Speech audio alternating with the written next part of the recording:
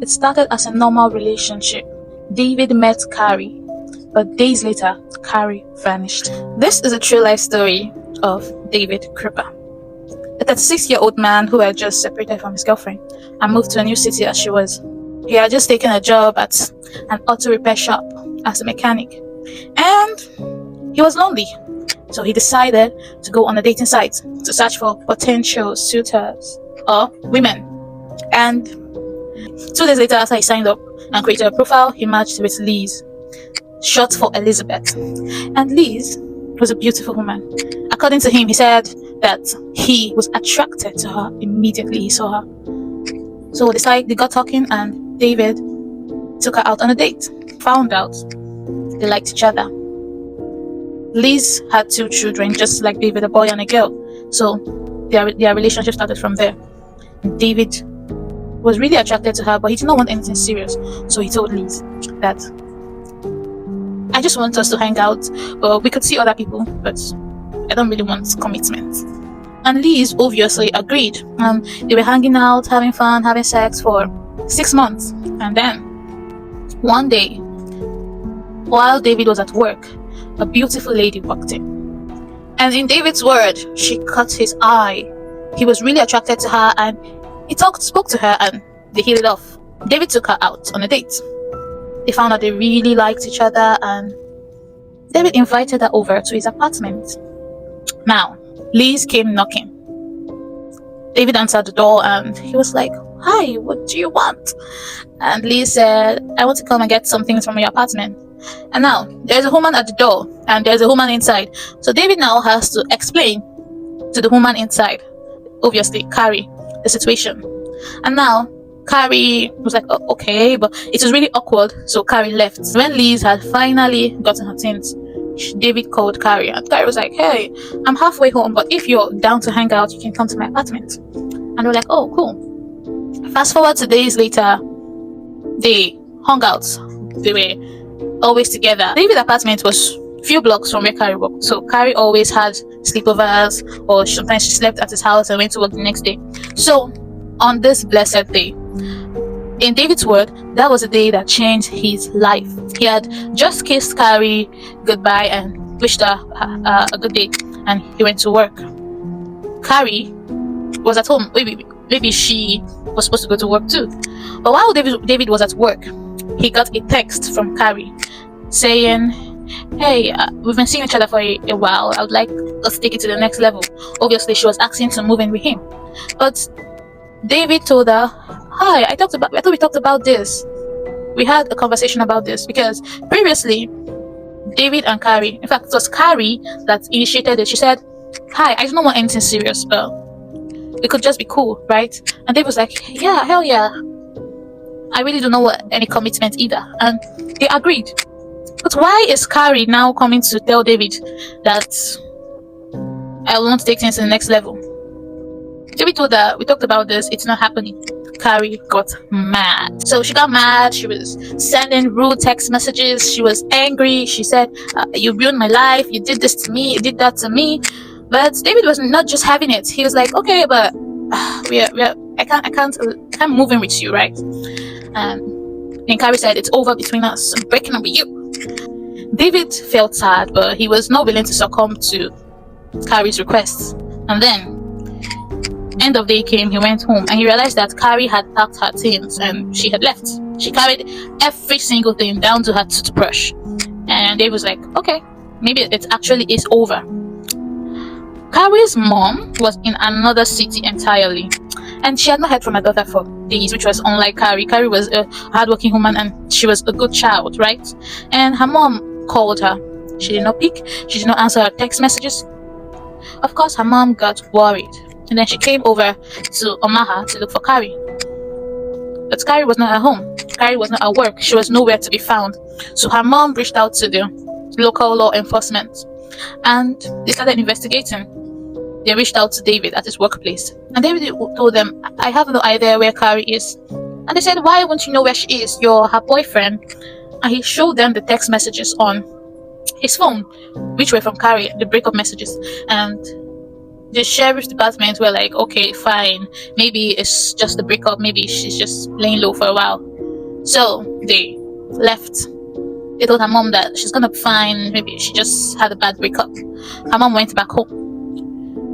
Some days later, her mom got a weird text message from Carrie's Facebook page. The message said, "I am not missing. Please don't look for me. I love you all." And her mom was, "That's unlike my daughter, right? That's not how my daughter behaves." She would not just abandon her son because Carrie's son was staying with her mother. So her mom was a little bit worried, but there's nothing she could do. She tried texting back a few times, but there was really no response. David started receiving text messages from Carrie's phone, threatening messages, really stalker vibes, threatening messages. And David was a little bit worried, like, why would she be doing this? She was saying things like, "You ruined my life, you did this to me, I would ruin your life, I would destroy everything you own, I would destroy you." And David he did not really take it seriously, right? But it got to a point where he would receive messages from Carrie when he could just be at his house watching a TV, and Carrie would send a message describing what he's wearing and the show he's watching. It was really, really creepy. Then David began to get worried. He reached out to Carrie's mom, and Carrie's mom said, "Yeah, I'm getting weird messages too. She's giving me one-word answers, and which is unlike her." David took it seriously when the threatening messages were now focused on Liz. She said things like, "We belong together, Dave. Liz was the one that destroyed us." Really, really creepy things. So the search for Carrie began, but they never found her. Every day for months, David got messages, and Liz got threatening messages too.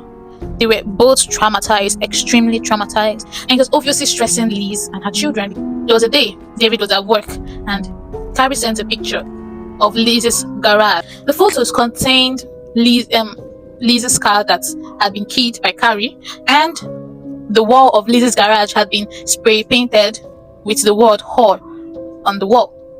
It was getting really, really out of hand, and Dave was scared. So one day, Carrie sent a message to David saying, "I have burnt the Bleach's house down." Dave immediately got in his car and ran down to Liz's apartment and found the apartment on fire. Fortunately, Liz was alive with her children and they were fine, but Liz had pets, dogs and cats and snakes. They were all dead in the fire. It was really devastating. And that was it. David lost it. He was desperately looking for Carrie. After the fire, Dave moved out of state, and Liz did the same. He went to a new location because at this time, Carrie was now threatening his ex-girlfriend and his children. And it was really scary because now his ex-girlfriend did not allow the children to visit the apartment anymore because it was not safe. And she was also blaming Amy, his ex-girlfriend, that she's the reason they broke up. And this lady had nothing to do with this. She was just dragged in the middle of it. So when Dave moved to another state, he changed his phone numbers, he changed his phone, and he thought that, okay, this is over, right? But guess who followed him there? And it was really crazy because at this time, 3 years later, the case was now a cold case. In the spring of 2015, a new set of detectives picked up the case. Meanwhile, it had been 2.5 years since anyone last saw Carrie. And they were intrigued by her sudden disappearance. During the time Dave and Carrie were together, Liz was not involved in their life anyway. But why is Carrie suddenly interested in Liz? Because most of her threatening text messages were directed to Liz. And it was really, really suspicious. The detectives began to dig into Liz's life. And they found over 15,000 text messages that Carrie had sent to Dave from different emails. When the police took Dave's and Liz's phone for investigation, they downloaded the content of the phone, everything from phone call records to photos. And guess what they found on Liz's phone? Pictures of Carrie's car were on Liz's phone long before the police discovered the car. But why does she have photos of Carrie's car in her phone? So that's what raised the suspicions of the detectives. In December 2015, the detectives were surprised to see Liz come into the station to file a harassment complaint against Amy, David's ex-girlfriend. And they were shocked, right?